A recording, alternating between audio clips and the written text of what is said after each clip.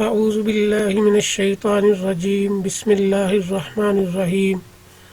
الصلاۃ والسلام علیک یا رسول اللہ وسلم علیک وعلی آلک واصحابک یا حبیب اللہ۔ محترم ناظرین و سامعین، السلام علیکم۔ سلسلہ معراج کا آج دوسرا بیان ہے، دوسرا جز ہے، دوسرا حصہ ہے۔ تو سلسلہ معراج انشاءاللہ کئی حصوں پر، کئی جز پر مبنی ہوگا، تو ہم کوشش کریں گے معراج پر مدلل گفتگو کرتے ہوئے معراج کے واقعے کی اہمیت آپ حضرات کے سامنے رکھیں۔ تو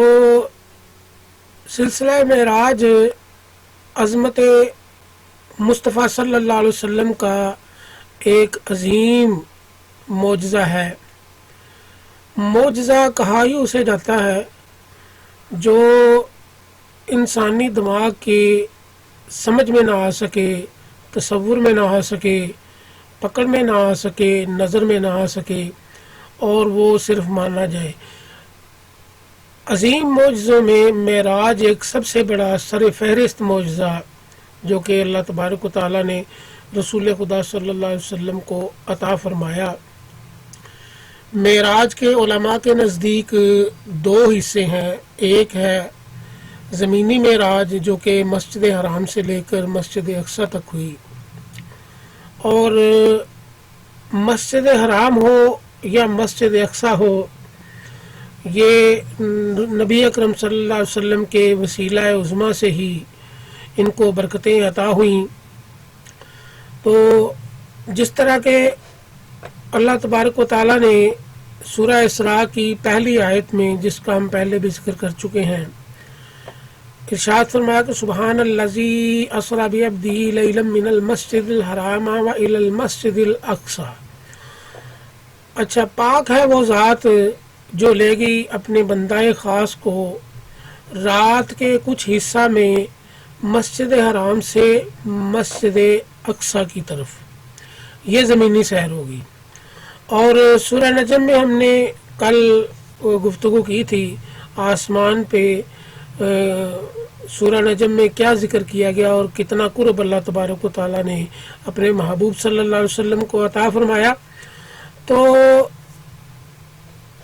مسجد حرام اور مسجد اقصی یہ نبی اکرم صلی اللہ علیہ وسلم کے وسیلہ سے ہی بابرکت بنی، جیسا کہ اللہ تبارک و تعالیٰ کے فرما رہا ہے الذی بارکنا حولہ لنریہ من آیاتنا، کہ جب اے محبوب، اے میرے پیارے عبد، اے میرے بندہ خاص صلی اللہ علیہ وسلم، میں آپ کو لے گیا مسجد حرام سے مسجد اقصی کی طرف، تو آپ کے قدم پاک مسجد اقصی میں لگنے کی وجہ سے، آپ کے مسجد اقصی میں تشریف لے جانے کی وجہ سے میں نے اس کے گرد و نواح کو بابرکت بنا دیا ہے۔ اس سے پہلے بھی انبیاء علیہ الصلوۃ والسلام مسجد اقصی میں موجود رہے اور بہت کثیر تعداد، اور انبیاء علیہ الصلوۃ والسلام میں اللہ تبارک و تعالیٰ کے ایک اولو العزم نبی حضرت سلیمان علیہ الصلوۃ والسلام نے یہ مسجد تعمیر فرمائی جنات کے ذریعے، اور اس کے باوجود اللہ تبارک و تعالیٰ نے کسی نبی کو یہ وعید عطا نہیں فرمائی کہ اس نبی کی وجہ سے اس جگہ کو بابرکت بنایا۔ وہ بھی انبیاء علیہ الصلوۃ والسلام بڑے بابرکت ہیں، مگر تخصیص قائم فرمائی آقا کریم صلی اللہ علیہ وسلم کے لیے کہ یا محبوب، جب آپ مسجد اقصی تشریف لے گئے تو ہم نے اس کے ارد گرد و نواح کو بابرکت بنا دیا، اس کو بھی بابرکت بنا دیا۔ تو یہ آقا کریم صلی اللہ علیہ وسلم کے تشریف لے جانے کی وجہ سے بابرکت ہوئی، جیسا کہ مکہ المکرمہ کو اللہ تبارک و تعالیٰ نے جو شرف بخشا وہ بھی آقا کریم صلی اللہ علیہ وسلم ہی کی وسیلہ عظمیٰ سے بخشا۔ سورہ بلد میں اللہ تبارک و تعالیٰ ارشاد فرماتا ہے بسم اللہ الرحمن الرحیم لا اقسم بہذا البلد، میں اس شہر کی قسم کھاتا ہوں۔ کس شہر کی؟ شہر مکہ کی۔ تو اے میرے پیارے محبوب، میں اس کی قسم کس وجہ سے کھا رہا ہوں؟ اب قسم کا کھانا اللہ تبارک و تعالیٰ کے شان کے لیے تو نہیں ہے۔ قسم کھانے کا مقصد یہ ہوتا ہے کہ اللہ تبارک و تعالیٰ ہم پر اس بات کی مضبوطی کو واضح فرما دے، تاکہ ہم اس بات کی اہمیت کو زیادہ مضبوط طریقے سے لیں کہ قسم کھانے کا مطلب ہے کہ یہ بات بہت بڑی لگتی ہے، کوئی بہت ہی بڑی بات لگتی ہے کوئی، تو اللہ تبارک و تعالیٰ فرما رہا ہے کہ لا اقسم بہذا البلد، اے میرے پیارے محبوب میں اس شہر کی یعنی مکہ کی قسم کھاتا ہوں۔ اور کس لیے قسم کھاتا ہوں؟ اس لیے نہیں قسم کھاتا کہ وہ فرشتوں نے آسمانوں سے لا کے حضرت آدم علیہ السلام کے لیے رکھا اور وہ بیت المعمور کی نسبت اس کے ساتھ قائم ہے، اور وہ بیت اللہ ہے، اور وہ میرا حرم ہے، اور وہ مسجد حرام ہے، یعنی وہ اللہ کا گھر ہے۔ اس وجہ سے میں بالکل قسم نہیں کھا رہا، بلکہ میں اس وجہ سے قسم کھا رہا ہوں وَأَنْتَ حِلٌّ بِهَذَا الْبَلْدِ، اس لیے کہ اے میرے پیارے محبوب صلی اللہ علیہ وسلم، آپ اس شہر میں جلوہ افروز ہیں، آپ اس شہر میں تشریف فرما ہے۔ میں آپ کے اس شہر میں ہونے کی وجہ سے اس شہر کی قسم کھا رہا ہوں۔ تو محترم ناظرین، اگر مسجد حرام کو بھی اگر عظمت ملی تو وہ آقا کریم صلی اللہ علیہ وسلم کے وسیلہ عظمہ سے ملی، اور اگر مسجد اقصی کو بھی برکت عطا ہوئی، رحمتیں عطا ہوئی، اور اس کو بابرکت بنا دیا گیا اور اس کو شاعر اللہ میں بنا دیا گیا، تو وہ بھی میرے آقا کریم صلی اللہ علیہ وسلم کی آمد خوش آمد کا وسیلہ ہے، اور آقا کریم صلی اللہ علیہ وسلم کو مسجد اقصی تک لے جا کے اس کے ارد گرد برکتیں اور رحمتیں اللہ تبارک و تعالیٰ نے نازل فرما دی، جو قیامت تک مسلمانوں کے لیے مشعل راہ اور اللہ تبارک و تعالیٰ کے فضل کے حصول کا ذریعہ بنی رہیں گی۔ تو مسجد اقصی ہو یا مکہ المکرمہ، یہ آقا کریم صلی اللہ علیہ وسلم کے وسیلہ عظمہ سے ہی اپنے مقام کی بلندیوں کو چھوتے ہیں۔ اور پھر اللہ تبارک و تعالیٰ نے مسجد اقصی سے نبی اکرم صلی اللہ علیہ وسلم کو عرش پر بلایا، اپنے پاس بلایا، اور کعبہ قوسین سے بھی زیادہ قریب ہو گیا اللہ تبارک و تعالیٰ اپنے محبوب کے، اور بڑا شرف عطا فرمایا، اور نبی اکرم صلی اللہ علیہ وسلم کی عظمتیں بلند و بالا واضح طور پر ہو گئیں۔ اب زمین کی جو سیر ہے مسجد حرام سے مسجد اقصی تک، جو اللہ تبارک و تعالیٰ نبی اکرم صلی اللہ علیہ وسلم کو لے گیا، اتنی ہی بات کفار و مشرکین سے ہضم ہونا مشکل تھی، مسلمانوں سے بھی ہضم ہونا مشکل تھی۔ اس لیے معراج کے واقعہ کے بعد کچھ لوگ جو کمزور ایمان والے تھے وہ ایمان کو اس وجہ سے چھوڑ بھی گئے جب نبی اکرم صلی اللہ علیہ وسلم نے معراج کا ذکر فرمایا، اور کچھ لوگ اس کو خواب سے بھی تعبیر کرتے ہیں۔ تو ہم تفسیر تبیان القرآن جو کہ دور حاضر کی بہت ہی فصیح و بلیغ اور عظیم المرتبت تفسیر ہے، اس سے استفادہ کرتے ہوئے ہم نبی اکرم صلی اللہ علیہ وسلم کے جو لوگ یہ تصور کرتے ہیں کہ خواب میں معراج کروایا گیا تھا یا روحانی طور پر معراج کروایا گیا تھا، اور ان کے پاس صرف حضرت عائشہ صدیقہ رضی اللہ تعالی عنہا کی ایک روایت ہے جس کی کوئی دلیل نہیں بنتی، تو اس روایت کا سہارا لیتے ہوئے وہ خواب سے تعبیر کرتے ہیں یا روحانی معراج سے تعبیر کرتے ہیں۔ مگر ہمارے نزدیک اہل سنت والجماعت حنفی بریلویوں کے نزدیک نبی اکرم صلی اللہ علیہ وسلم کو باقاعدہ طور پر جسمانی معراج ہوئی تھی۔ اب اس کی تحقیق ہم پڑھتے ہیں تو انشاءاللہ معاملہ واضح ہو جائے گا، عنوان قائم کیا گیا ہے تفسیر تبیان میں۔ تفسیر تبیان علامہ غلام رسول سعیدی رحمۃ اللہ تعالی علیہ شیخ الحدیث جامعہ نعیمیہ کراچی، یہ ان کا عظیم شاہکار ہے۔ اللہ تبارک و تعالی کروٹ کروٹ ان کی مرکز اقدس کو انوار و تجلیات سے نوازے اور ان کو نبی اکرم صلی اللہ علیہ وسلم کا جنت الفردوس میں ساتھ عطا فرمائے، اور روز محشر ان کو نبی اکرم صلی اللہ علیہ وسلم کے شفاعت کے جھنڈے تلے بلند مقام عطا فرمائے۔ تو انہوں نے یہ تفسیر بہت ہی تحقیق سے لکھی ہے، اور الحمدللہ کہ میں یہ عرض کرتا چلوں کہ اس تفسیر کی شان یہ ہے کہ اگر کسی مسلمان کے پاس یہ تفسیر ہو اور وہ اس کو ایک بار پڑھ لے تو پھر اس کو کسی اور کتاب کے پڑھنے کی ضرورت نہیں۔ یہ اتنی کامل تفسیر ہے اور بہت محنت شاقہ کے بعد تحقیق کرتے ہوئے اس تفسیر کو لکھا گیا ہے۔ تو ہم اس سے استفادہ کرتے ہوئے نبی اکرم صلی اللہ علیہ وسلم کے خواب یا روحانی معراج پر بات کرتے ہیں۔ تو امام ابو جعفر محمد بن جریر طبری متوفی 310 ہجری لکھتے ہیں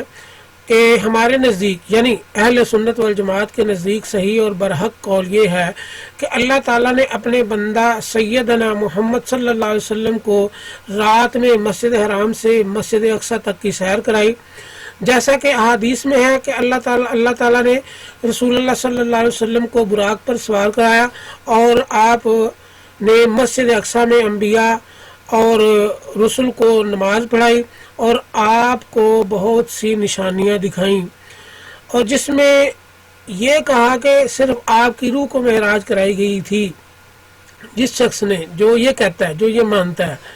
کہ آپ کی روح کو معراج کرائی گئی تھی اور یہ جسمانی معراج نہیں تھی، یہ صحیح نہیں ہے، کیونکہ اگر ایسا ہوتا تو یہ واقعہ آپ صلی اللہ علیہ وسلم کی نبوت پر دلیل نہ ہوتا اور نہ اس کی حقیقت کا منکرین انکار کرتے، اور اگر یہ صرف خواب کا واقعہ ہوتا تو مشرکین اس کا رد نہ کرتے، کیونکہ خواب میں کسی عجیب و غریب چیز کو دیکھنے پر کسی کو حیرت نہیں ہوتی اور نہ کوئی اس کا انکار کرتا۔ اور اللہ تعالیٰ نے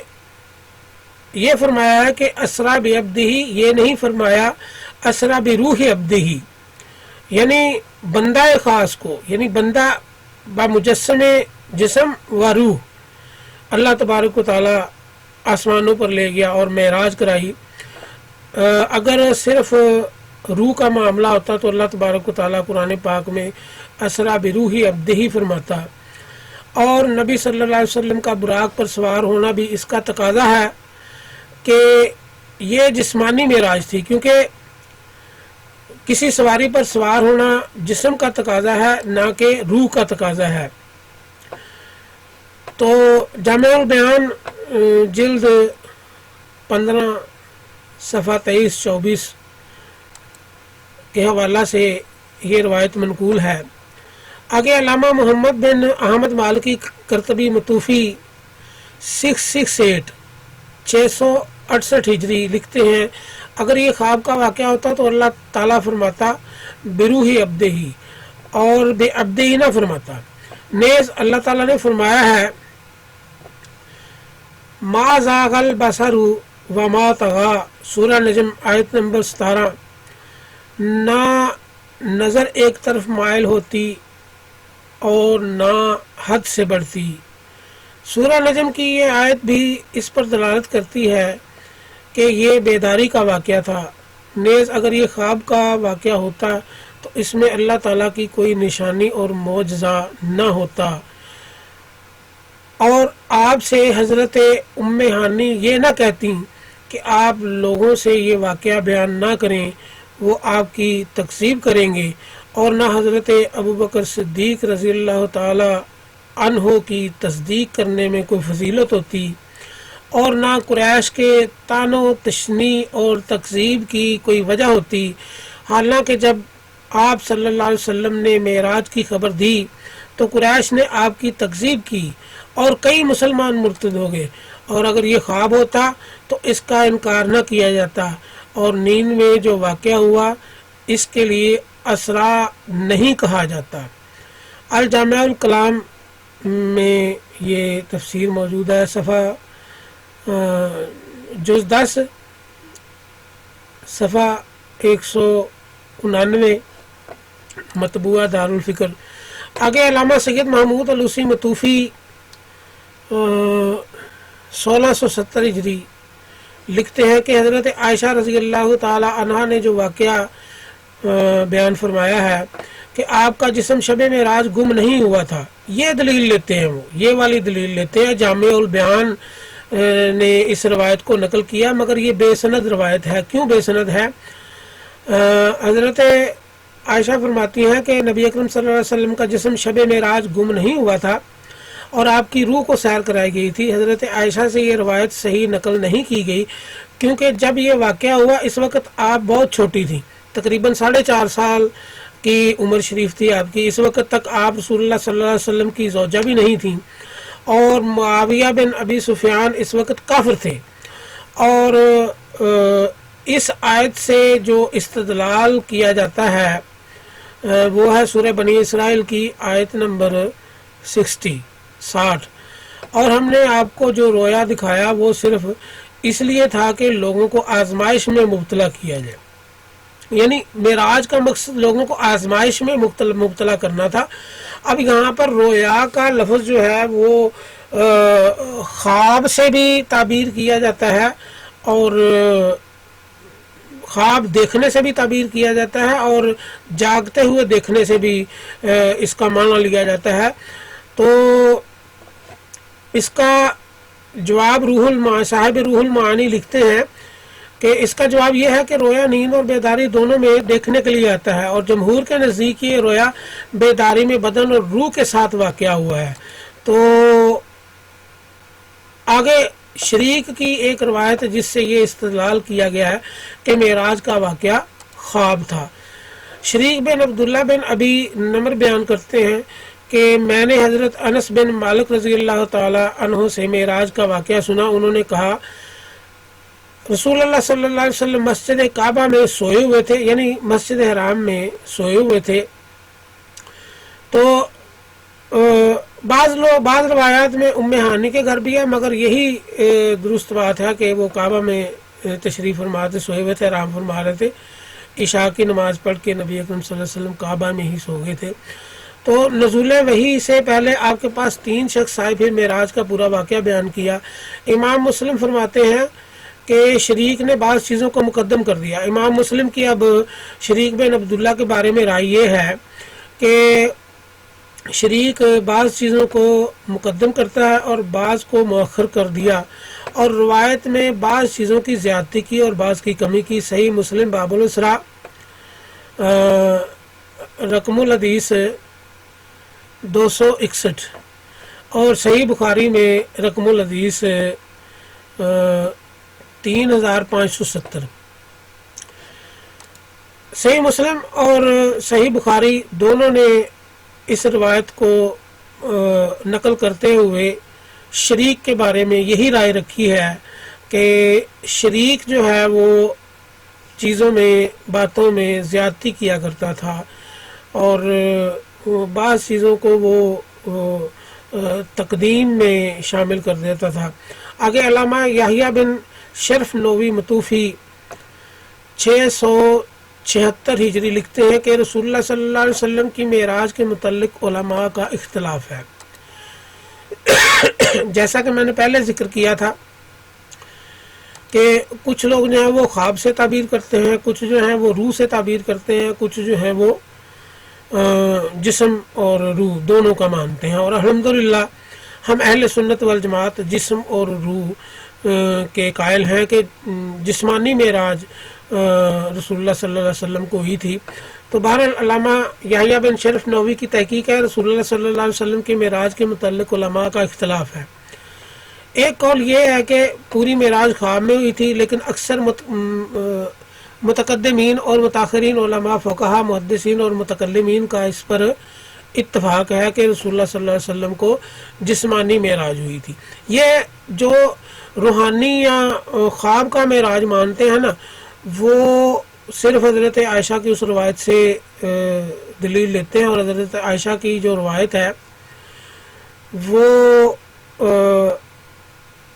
آپ کی عمر شریف اس وقت اس قابل نہیں تھی جس وقت معراج ہوئی تھی۔ معراج جو ہے وہ تقریباً سن 12 نبوی کی ابتدا میں ہوئی تھی، اور اس کی ایک دلیل یہ بھی ہے کہ حضرت خدیجہ الکبریٰ رضی اللہ تعالی عنہا نے نماز فرض ہونے کے بعد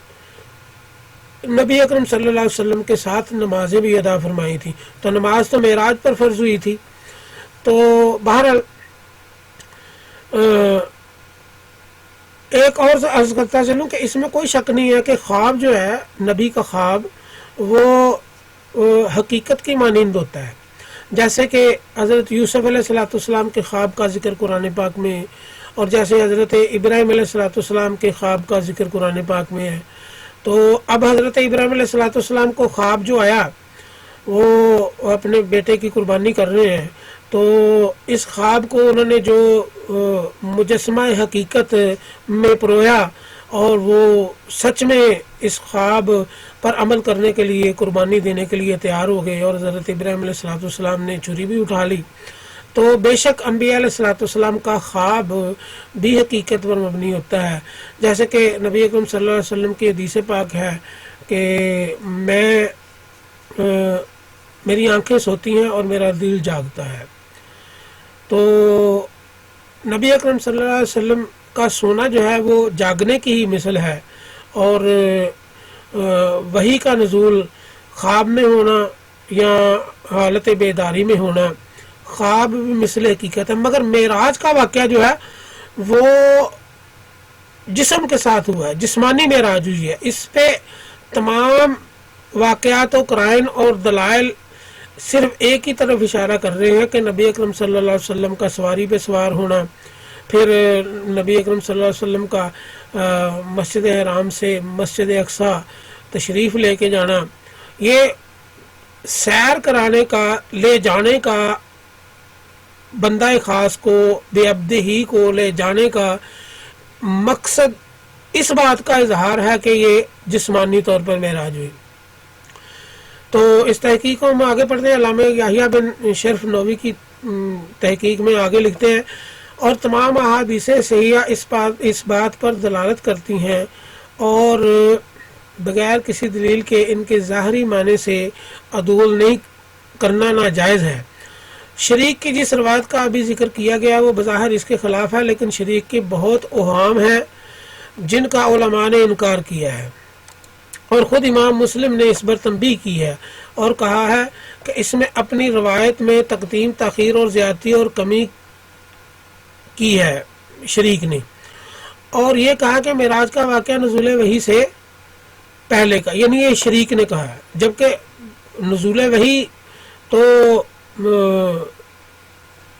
جب 40 سال کی عمر میں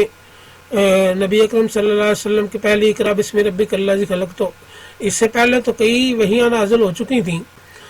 تو شریک کا یہ قول غلط ہے، کیونکہ نزول وحی سے پہلے معراج کا ہونا ممکن ہی نہیں ہے، تو کیونکہ معراج کا ذکر جو ہے وہ تو قرآن پاک میں موجود ہے، اور سبحان اللہ ذی اسریٰ بعبدہ، یہ سورہ اسراء کی جو پہلی آیت ہے، اس سے پہلے کئی آیات نازل ہو چکی ہیں،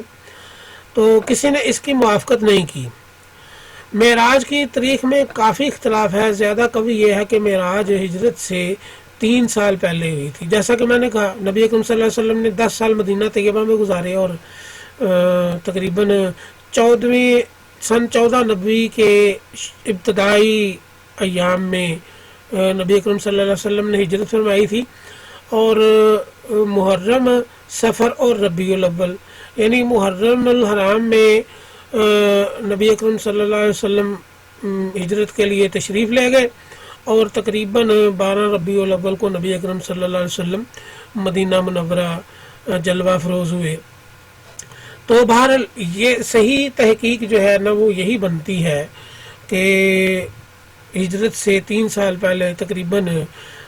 سن 12 نبوی کی ابتدا میں ہی ہوئی تھی، اور اس پر جو 27 رجب المرجب، یہ ایک قدیم دن چلتا چلا آ رہا ہے، اور اس دن کا معراج کے حوالے سے جو تواتر ہے وہ صحابہ کرام رضوان اللہ تعالی علیہم اجمعین سے لے کے اب تک تسلسل قائم کیے ہوئے ہے، اور اس 27 رجب کے علاوہ کسی اور تہوار میں معراج شریف کو معراج کی نسبت سے نہیں منایا جاتا، یہ صرف 27 رجب کو ہی منایا جاتا ہے۔ تو معراج کی اچھا آگے، کیونکہ اس میں اختلاف نہیں ہے کہ حضرت خدیجہ رضی اللہ تعالیٰ نے نماز کی فرضیت کے بعد رسول اللہ صلی اللہ علیہ وسلم کے ساتھ نماز پڑھی، جیسا کہ میں نے پہلے بھی عرض کیا تھا، اور اس میں بھی اختلاف نہیں ہے کہ حضرت خدیجہ کی وفات ہجرت سے پہلے ہوئی تھی۔ تو ایک قول یہ ہے کہ ہجرت سے 3 سال پہلے ہوئی، تو ایک قول 5 سال پہلے کی، بہرحال قوی قول 3 سال پہلے کا ہے۔ صحیح مسلم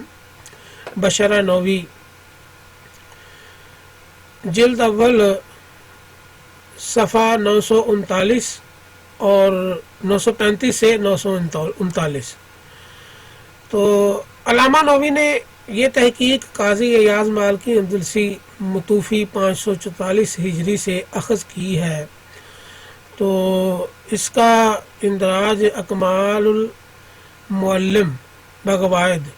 مسلم جلد 1 صفحہ 491 سے 497 تک میں مطبوعہ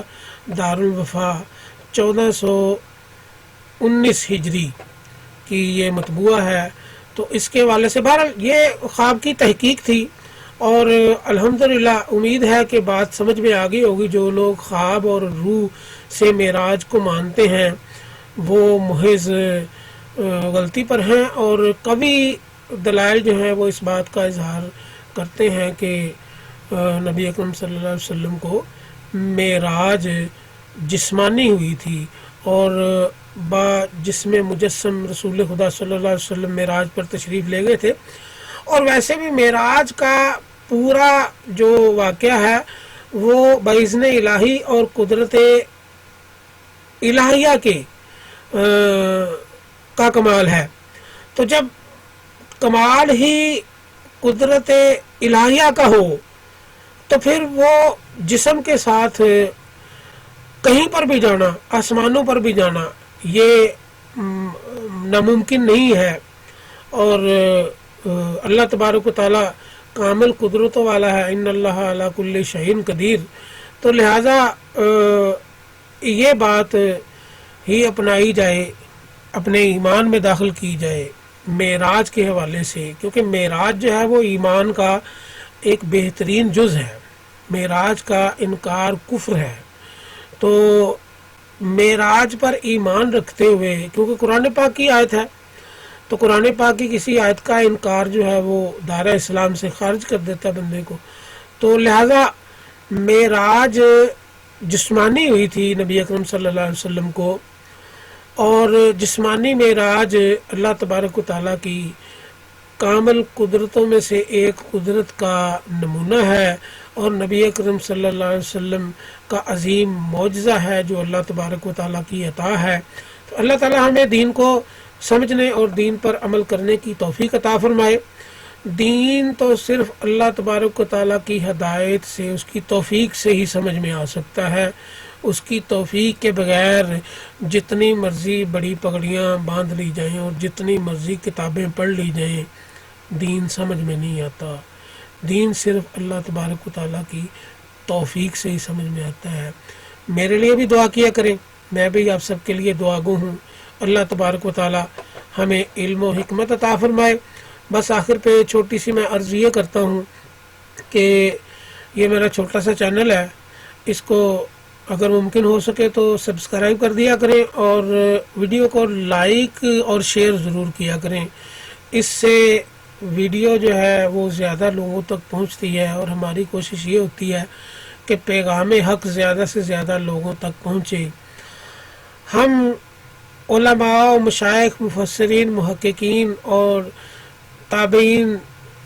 اور صحابہ کرام رضوان اللہ تعالی علیہم اجمعین کی زندگی کو، ان کے اقوال کو صحیح سند کے ساتھ آپ کے سامنے پیش کرنے کی کوشش کرتے ہیں۔ اللہ تبارک و تعالی عالم اسلام کی خیر فرمائے۔ وآخر دعوانا ان الحمد للہ رب العالمین۔